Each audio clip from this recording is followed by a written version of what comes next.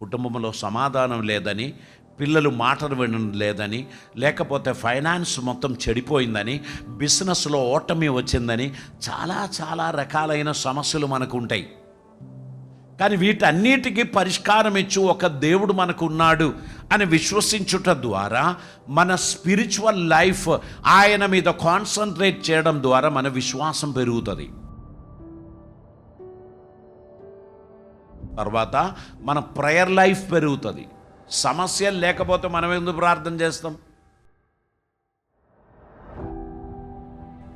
సమస్యలు ఉంటేనే ప్రభువా నువ్వు తప్ప నాకెవరు లేరు, దయచేసి నా సమస్యల్లోకి దిగిరండి, నా భర్త నన్ను ఎంతగా ప్రేమిస్తున్నారు అని అంటే భర్త మారాలని ఎవరైనా ప్రార్థన చేస్తారా?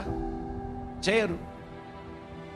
కొడుకులు మాట వింటున్నారు, బాగా చదువుతున్నారు, పిల్లలు డిసిప్లిన్గా ఉన్నారు, పిల్లల్ని మార్చండి అని ఎవరు ప్రార్థన చేయరు. ఇప్పుడు మనకు ప్రార్థన చేయాల్సిన విషయాలే లేదు. సమస్య, ప్రాబ్లం, కమ్ డౌన్ లార్డ్, దిగిరండి అని మనం ప్రార్థన చేస్తాం.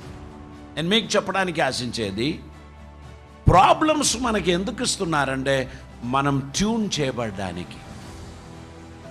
ఆమేన్. దేవుడు నీ ప్రాబ్లమ్స్ను పరిహరించలేడు అని అనుకోకు.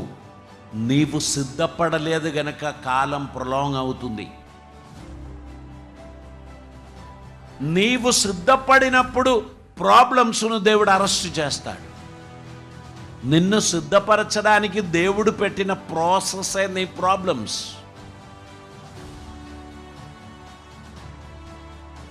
దాని నుండి విడుదల పొందడానికి నీకొక మెచ్యూరిటీ, నీకొక విశ్వాసంలో ఎదుగుదల, నీకు సమర్పణ, దేవుని కృపలో నువ్వు ముందుకు నడవడానికి ఉన్న నిర్ణయం తీసుకుంటే నిన్ను దేవుడు అద్భుతంగా ముందుకు నడిపిస్తాడు. Trials and temptations will make us strong.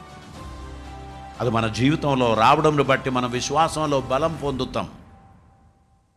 పరీక్షలు వచ్చినప్పుడు మనం కదల్చబడం. ఎందుకంటే ఇంతకంటే పెద్ద పరీక్షలు నాకు వచ్చినాయి. నిప్పులో మొలిచినది ఎండకు వాడిపోతుందా?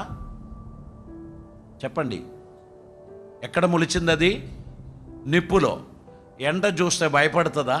భయపడదు. మా ప్రాబ్లమ్స్ చాలా పెద్దది. వాటి నుంచి దేవుడు తప్పించాడంటే ఇదేం పెద్ద ప్రాబ్లం కాదమ్మా, ధైర్యంగా ఉండు అని మనం చెప్పగలిగినట్లు దేవుడు మన జీవితంలో సహాయం చేస్తాడు.